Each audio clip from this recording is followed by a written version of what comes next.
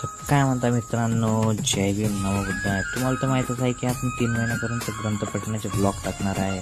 तर आपल्या ग्रंथ पठणाच्या ब्लॉगचा दिवस आहे 24वा.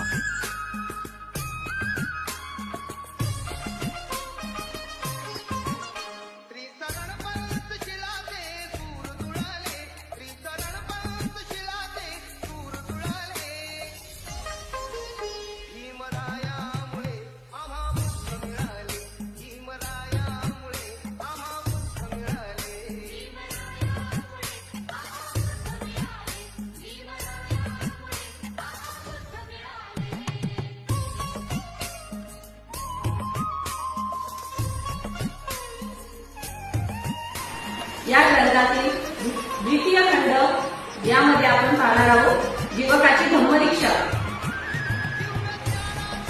जीवक हा राजगृहातील शाल्वती नावाच्या वेश्येचा मुलगा होता.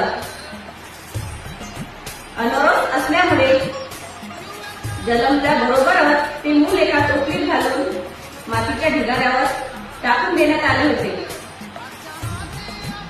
त्या मातीच्या ढिगाऱ्याजवळ बरेचसे लोक त्या मुलाकडे पाहत उभे राहिले होते. राजकुमार अभय त्या बाजूने जात होता.